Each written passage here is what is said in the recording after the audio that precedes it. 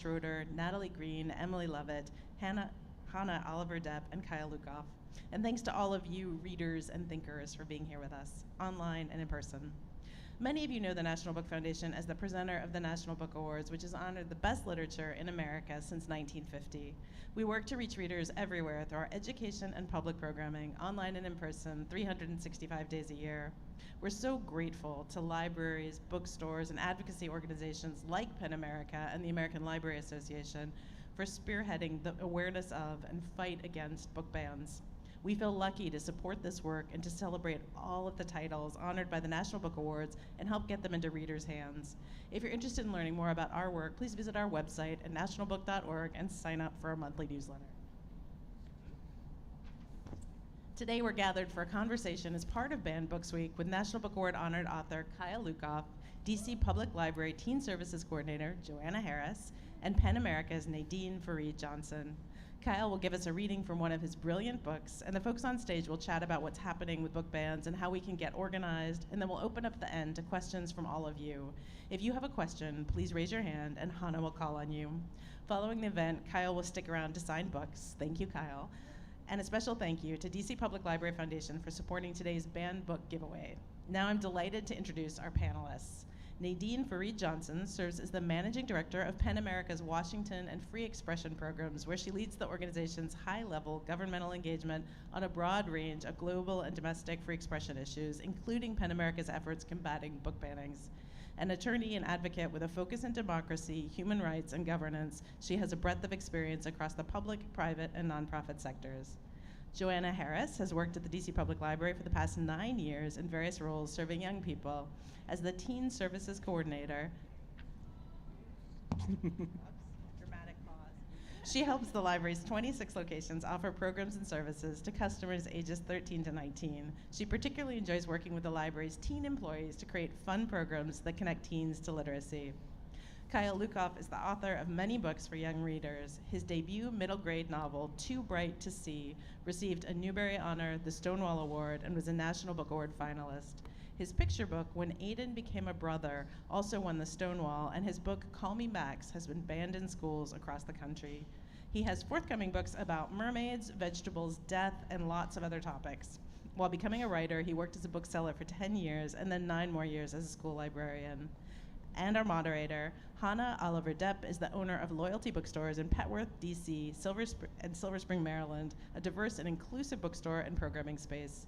She holds a master's in English from American University and serves on the boards of bookshop.org and is the president of the New Atlantic Independent Booksellers Association. Thank you so much for being with us and enjoy the program.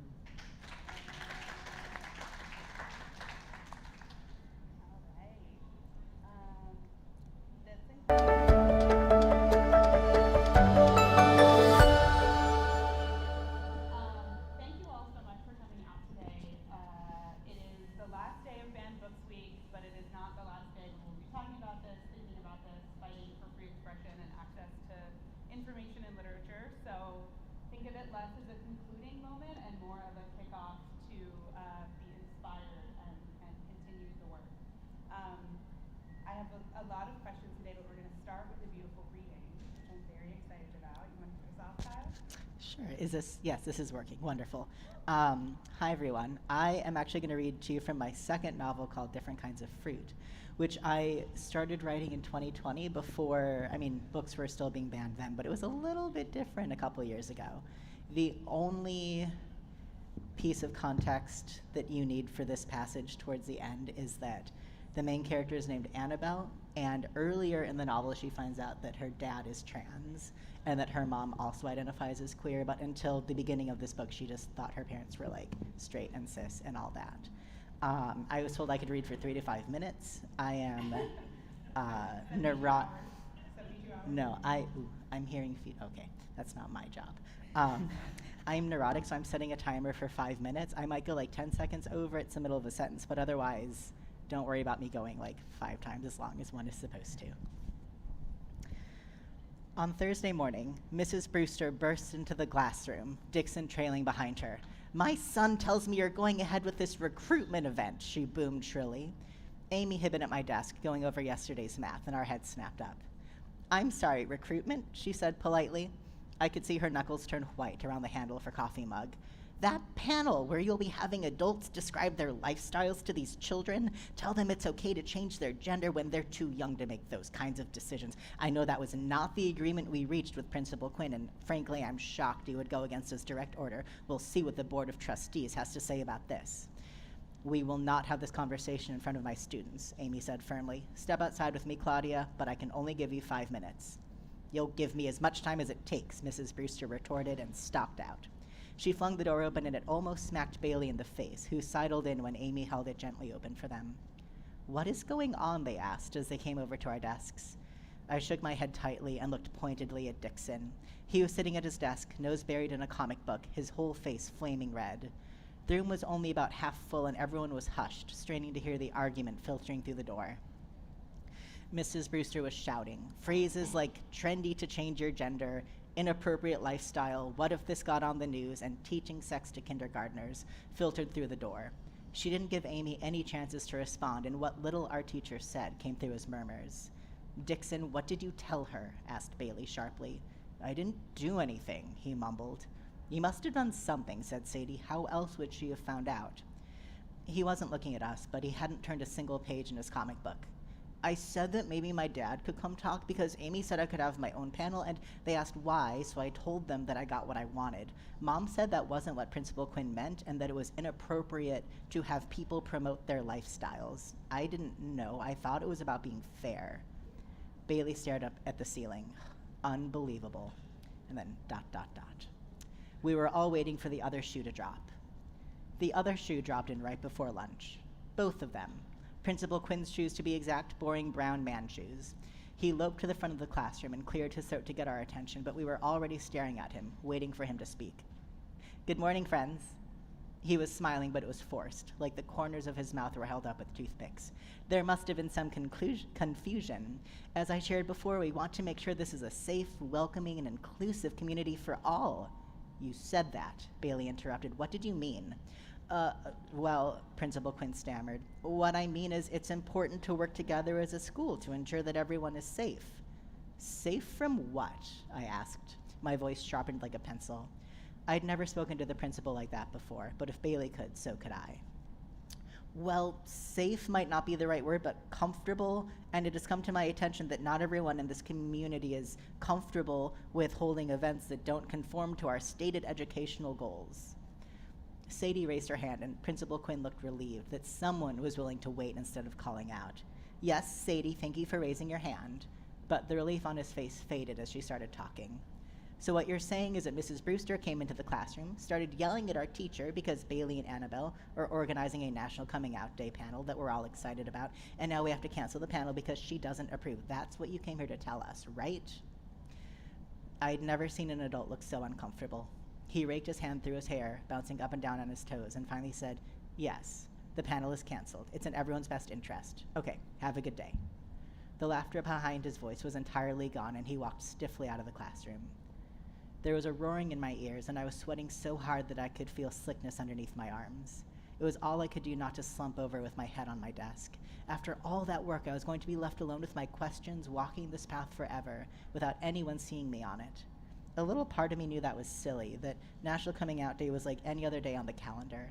It didn't mean I had to do anything or couldn't do anything, but this felt like a sign, like I wasn't allowed to try and figure myself out. I would always be miles behind people like Bailey and my parents, and I would never find where I belonged. I wasn't even out yet, and I was being forced back into the closet by some straight person. Would this be the rest of my life?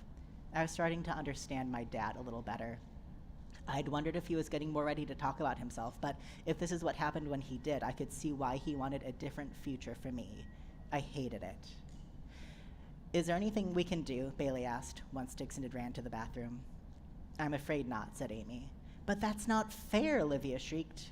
You're right, Amy agreed. Why? Asked Jonas. Our teacher shook her head. Because the person in charge knows all the right words and uses them for the wrong reasons. Never say that you stand for something and then let yourself be bullied out of it. That's 5 minutes. I did it. I rehearsed a couple times to make sure it was 5 minutes. Yeah. Stellar author work there, for sure. There's several points in all of that hit me,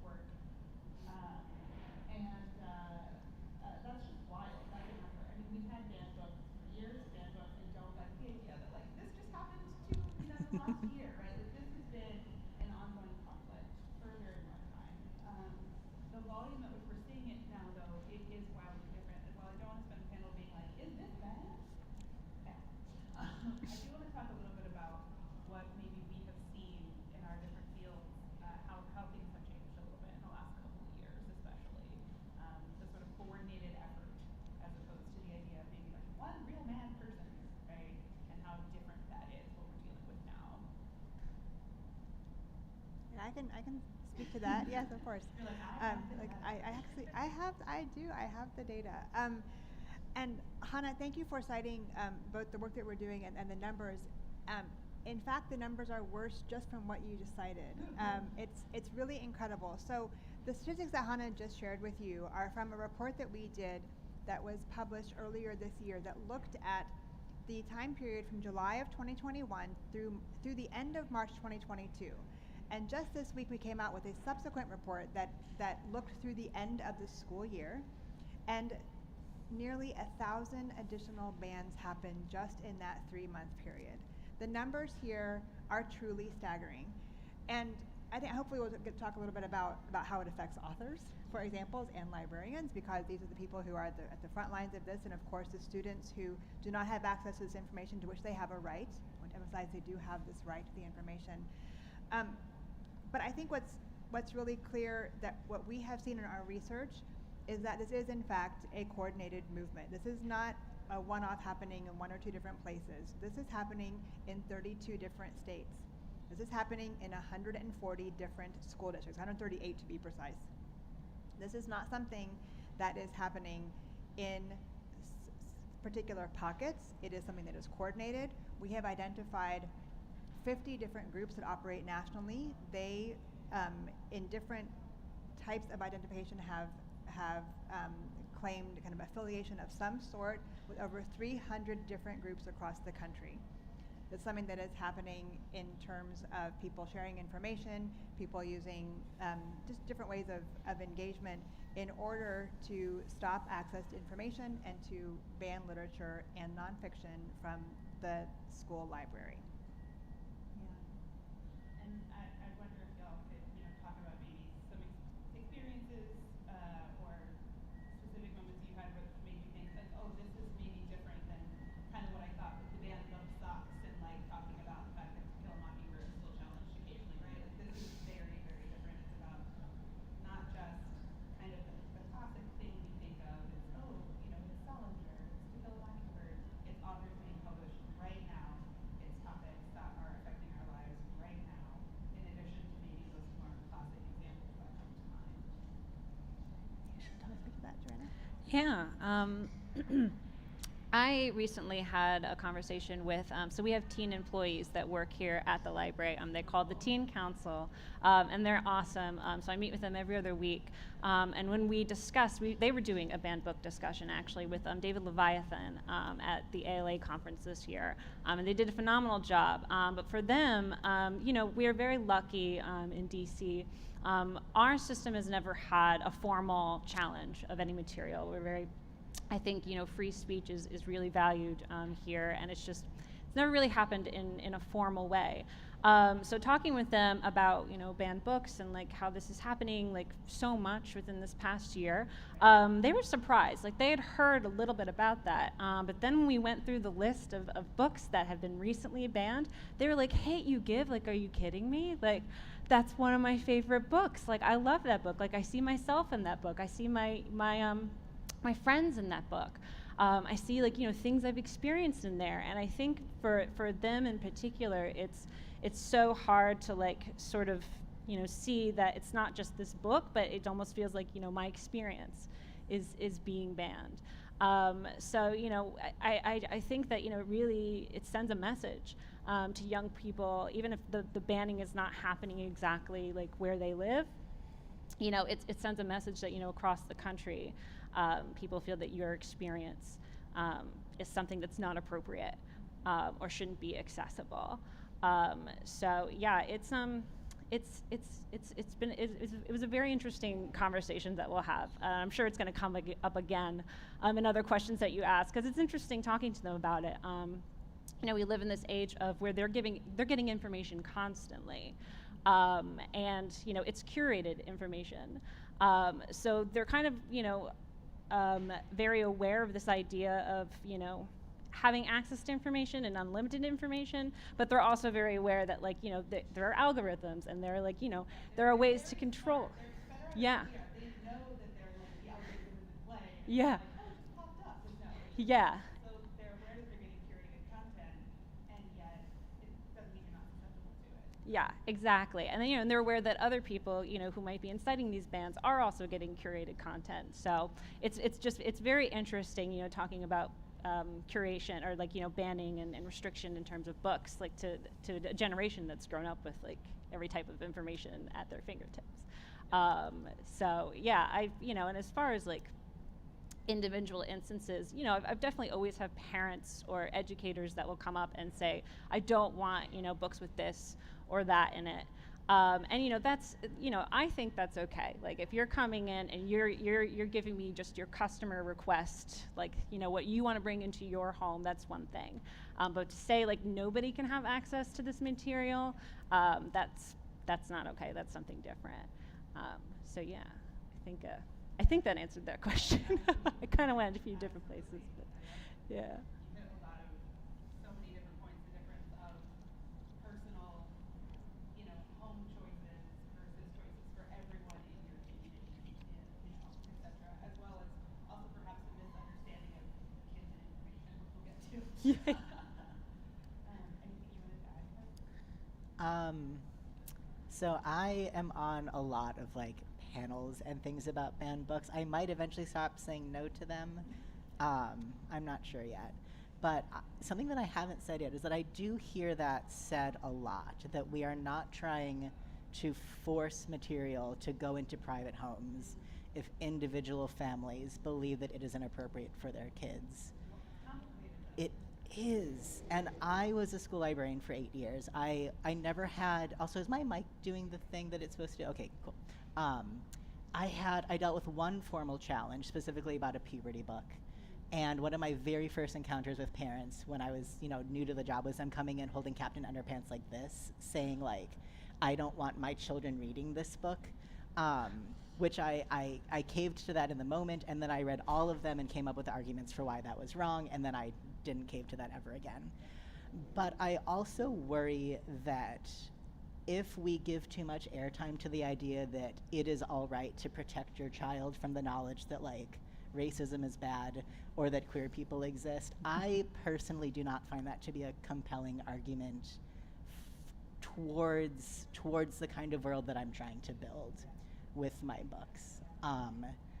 I am not saying, I would not necessarily be in favor of like laws or police forcing these materials into people's homes, but I try not to spend a lot of time arguing for the rights of parents to restrict knowledge of like my life or American history from their children.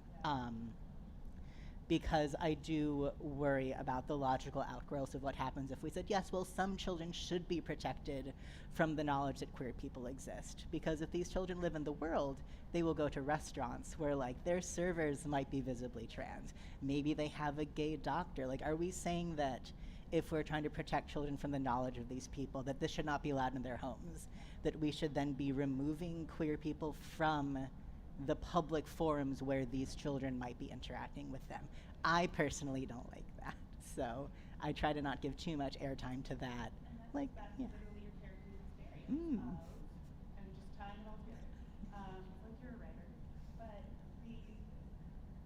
it might be a question about themselves, it might be a question about their classmates, it might not even be that specific, it is simply existing in the world that exists. And I think this is an underlying tension that we are, is more difficult to address, and it's getting into the nuance of, we exist.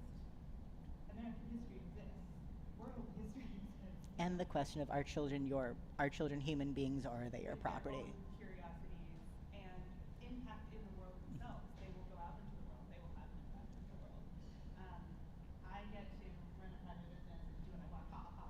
Which is inherently, we certainly have our own conflicts of curation. We have a lot of really difficult, intimate conversations with customers. But that in my view is a privilege. That's one of the reasons I started my store, to have those conversations. And it's absolutely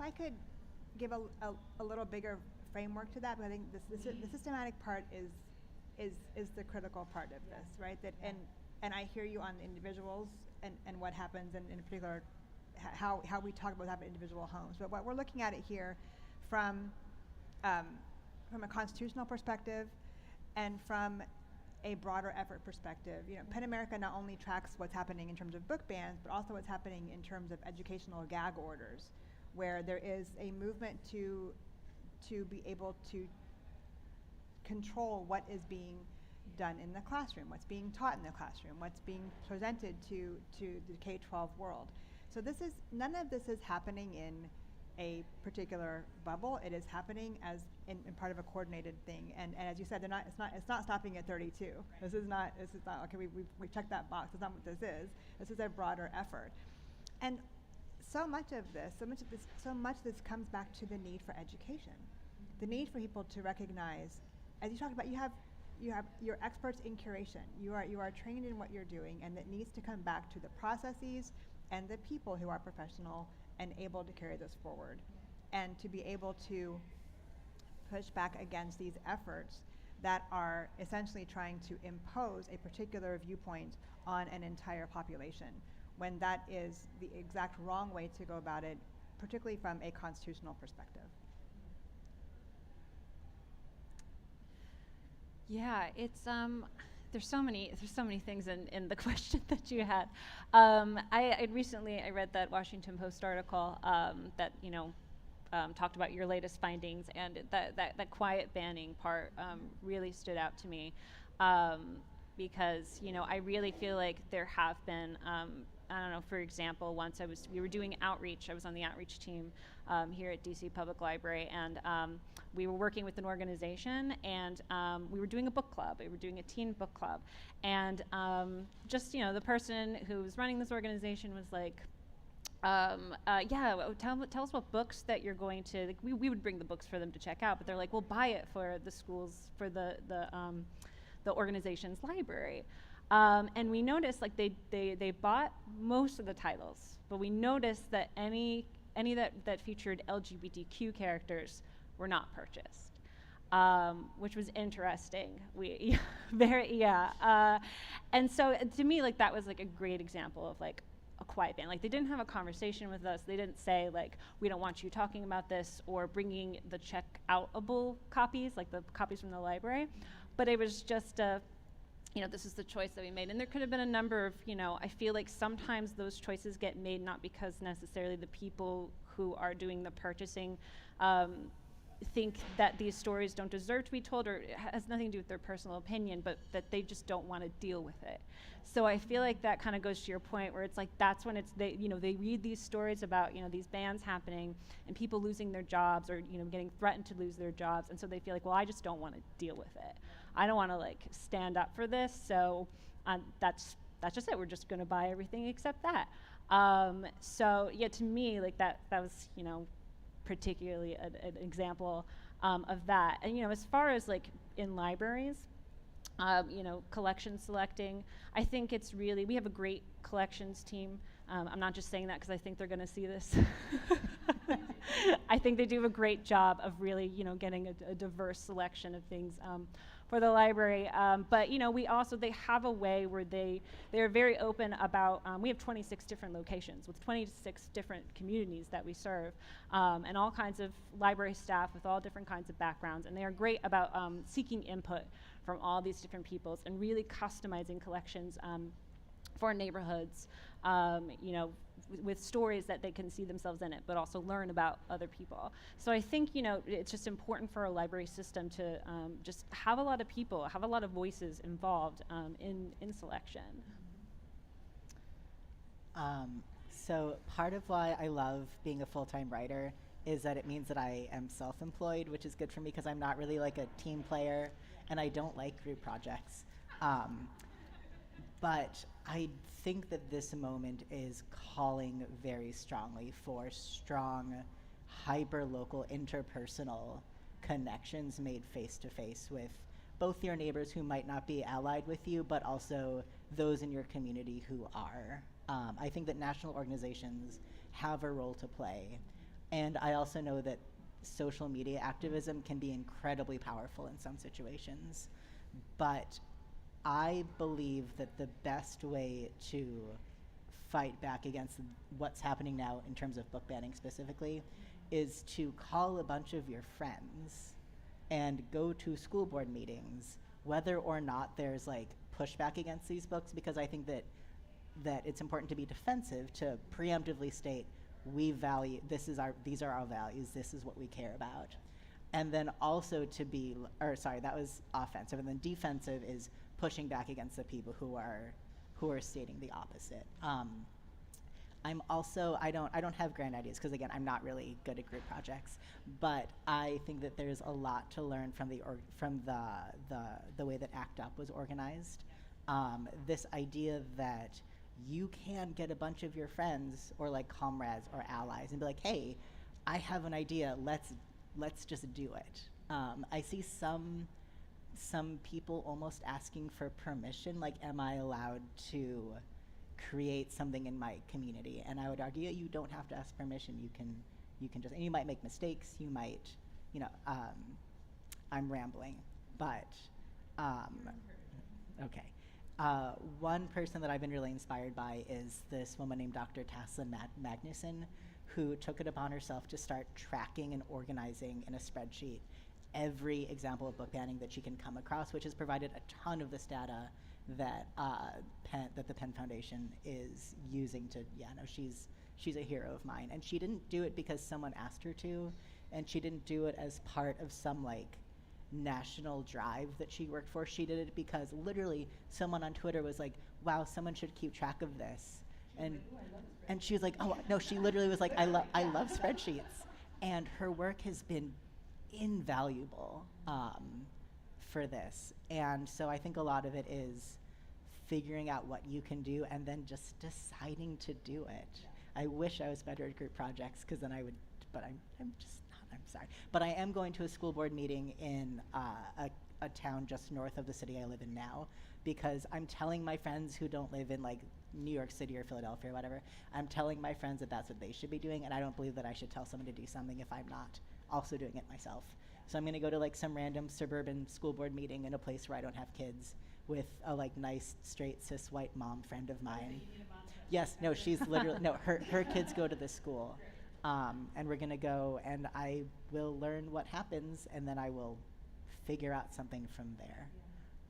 But yeah, I do believe in the power of like hyper local, literally your friends and your neighbors where you live, as being sort of like the locus of where a lot of good can happen.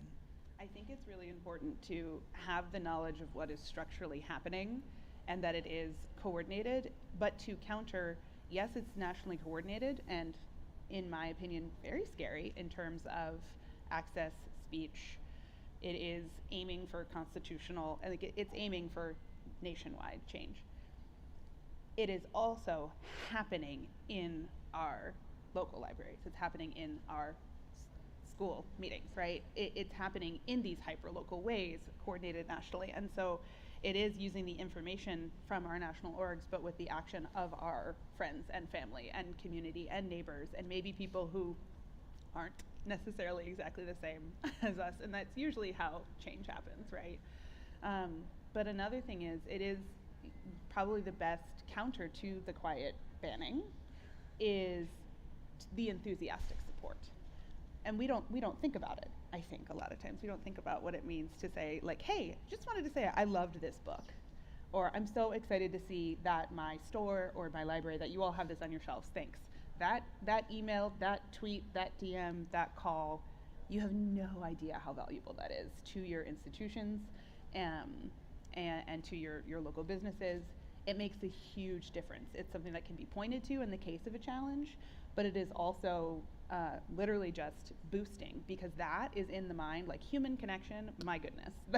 That comes in the mind when it comes to buy the next year's books. That's what comes to mind when it's deciding, do I want to say, do I want to deal with this fight if it does come to my door? Because I'm not sure if it will, but if it does, do I want to? And if someone in your community has actually spoken up, it makes such a difference. So thank you for bringing us back to what we can actually do, because I'm a spreadsheet gal too. I like the data. We're at audience Q&A in just a moment, so get those questions ready. But I wanted to ask you what a couple of, maybe one or two of your favorite, more recently banned titles are. I recently was thinking, did we get like too cute with Banned Books Week? Like, I am a big fan of my banned books swag, but I think it sort of, in some folks' mind, kind of went like, this is a previous problem, or this is a problem in one or two places.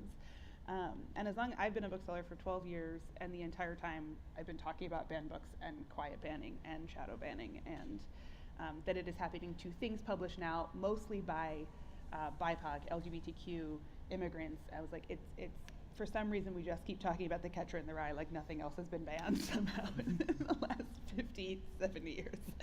So I want to talk a bit about stuff happening right now, some books maybe that you've loved that have been challenged or banned, and also what it means to both raise awareness of banned books while also not getting cute with it.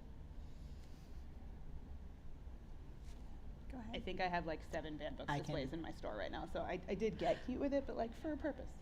Can I be? Please. So I don't like to be difficult, but I also do like sort of turning things on their head. Tell me more. So okay, I used to be something of a First Amendment absolutist. I went to law school for like a minute, way back when, literally like 6 weeks, and then I dropped out. It's fine. And the older I've gotten, I've become much less of a First Amendment absolutist, and much less of a like neutrality will save us, and all Oh, Lord. voices are equally important, and we need to like make sure that even those who are against us are equally represented. I'm less that way now, which is not me telling anyone what to do, just telling you about myself. There you go. So I personally am thrilled when I find out that libraries are either like not stocking, or like that bookstores are not stocking this, I mean many books, but I'm thinking specifically of this book called Irreversible Damage.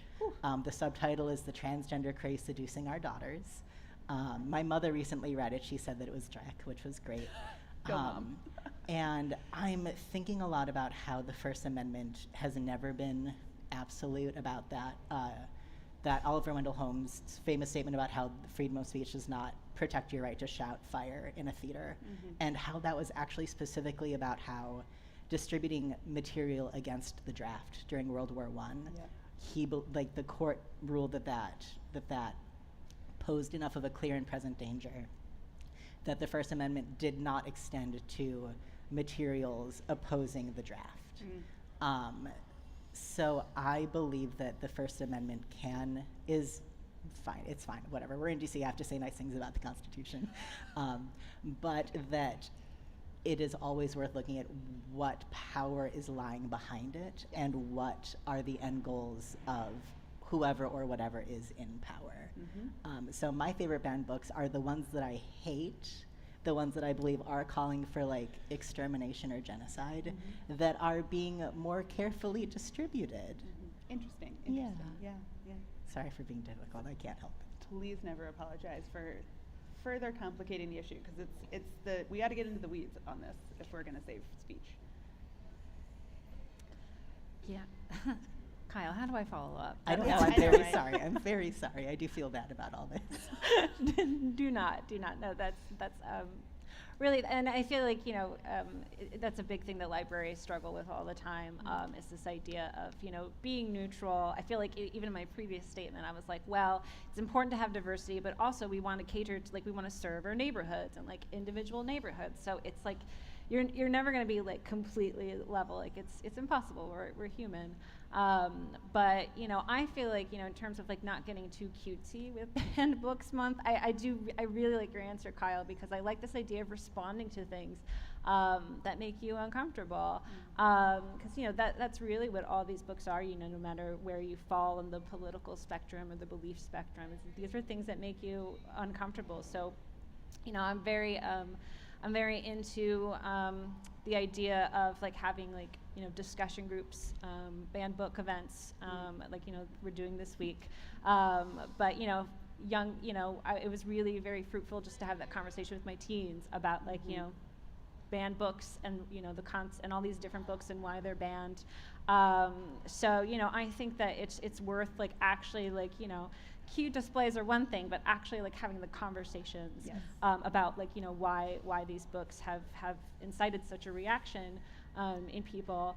And I will say that I feel like the one kind of positive thing, I don't know if there's any truly positive thing about banning books, but it does, the conversation acknowledges that books are powerful, that books have an impact on people, and like, you know, what you read can have a powerful impact on your life.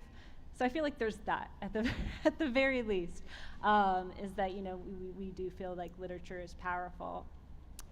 So yeah, I will say I think one of my favorite banned books is Persepolis, sorry, by Marjane Sarapi, and it's very ironic that was banned here because the book is about Yes. because of freedom. A true case of not having read the book you're trying to ban. Yes, Yeah, very much exactly. so, yes. Exactly. But it was great. It was me. I think it was the first time I read a graphic novel that was like an autobiography, and it's just it opened my eyes to a whole other culture, a whole other way of growing up, and what's, you know, going on over there, at least for a certain period of time through a certain person's perspective. But yeah, so that's my favorite, fairly recently banned book. So I will say, in terms of the cuteness factor, I mean, I think it's a great way to actually introduce younger children to the issue, Interesting, right? yeah. And to say it, and because the displays and the kind of the pithier commentary makes for a great educational tool about this is why this is what's happening, this is why it's here, this is why it's bad. I work for a free expression organization. I'm also an attorney, and so I will say I completely hear you on the First Amendment and how it has been used. My response to that would be take it back. That this power is with everybody. It belongs to all of us. And the attempts to send the attempts to censor, the attempts to ban, the attempts to erase, take it back. It belongs to every single person. And you know, to the Congresswoman, I'm also a very proud DC resident. Yeah.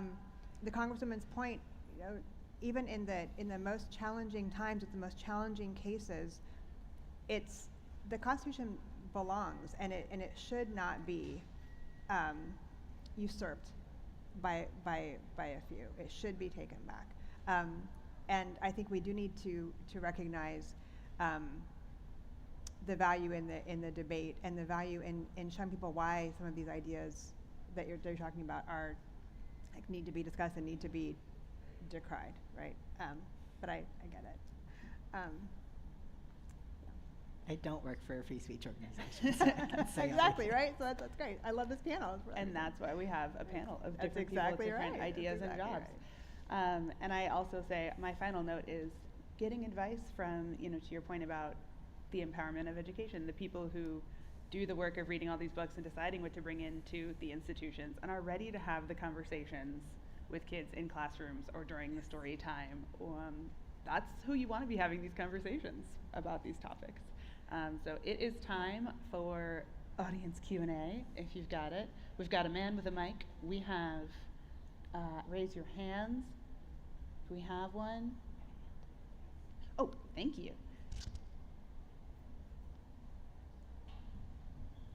Hi, I recently submitted a work to a children's publishing company, and I'm just wondering, you all seem like you're either an author or you've been published, from what I'm hearing, or you're in a position where your voice is being heard because of your career or your profession. So what would you say would be your best advice to a budding author? Well, we are discussing specifically the issues of book banning, but we can chat afterward if you would like about ways to access publishing, for sure. Manuscriptwishlist.com is where you find agents, and they can help. Yeah, a lot of information there. Yeah, and good luck. Yeah. Yes. Thank you. To what extent does the banning of books put a spotlight on books that pique interest, and how can we promote that or encourage that? I mean, you would think that teens hear about a banned book, they want to see it. So to what extent have you have perhaps at Penn or others seen examples of that or looked at that, and to what extent can we gin that up? Yeah. That's a great question, and it's a touchy subject for me, but I would love to hear from y'all about that.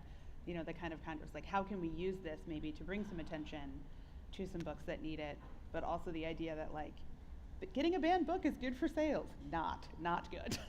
It's not good. So let's talk about that, because sometimes it does help, you know, bring some attention to things in different communities or help get the books to the kids somehow, other ways.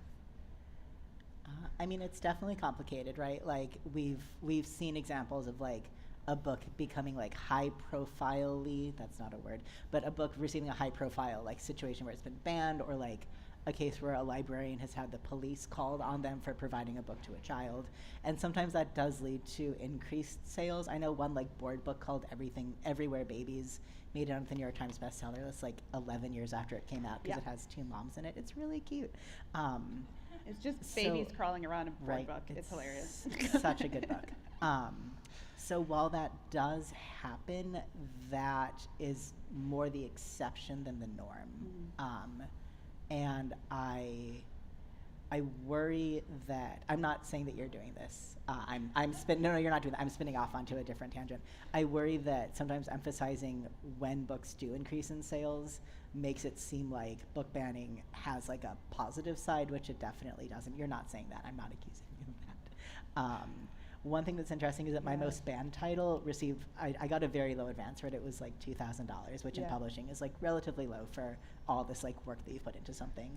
And it still hasn't earned out, which means that it has not sold $2,000 worth of copies, even though it is the one that I get the most Google News alerts about, which wild, absolutely wild. And then I also worry about editors at publishing houses saying, ooh, but if we get this book, we're going to get in trouble for it. We probably won't sell as many copies. I'm so sorry. We really value your voice. We just can't afford it.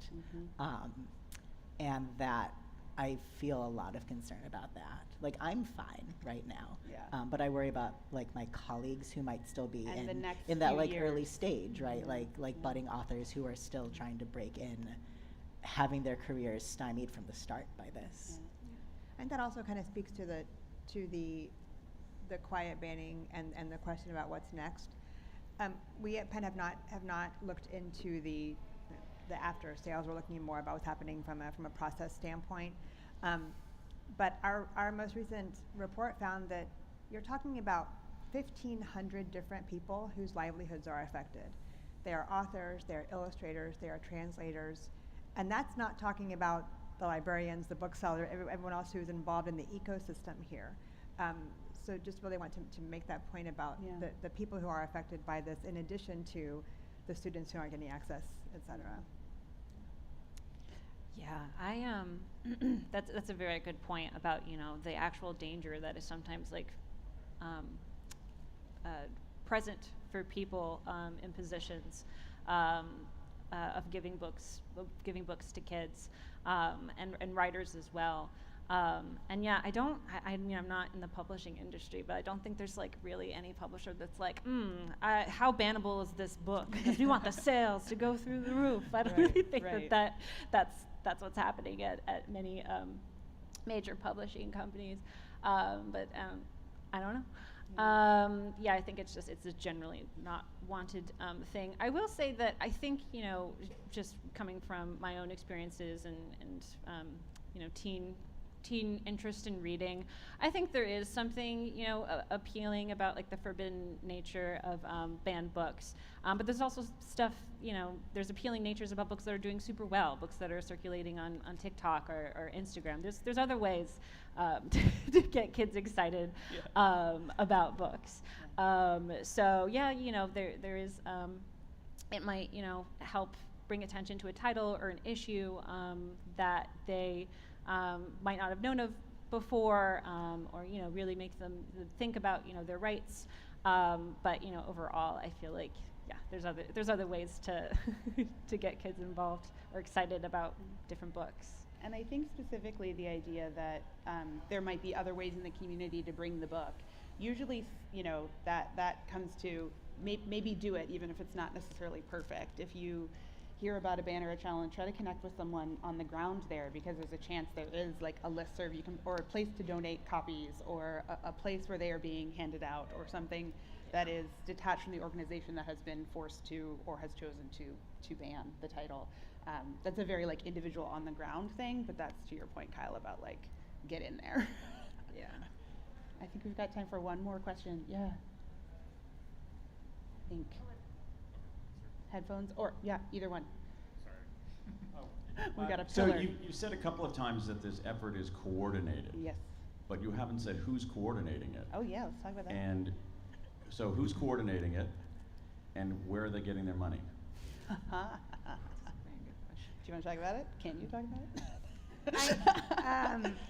I will say that what we have found is that there are approximately 50 different groups nationally.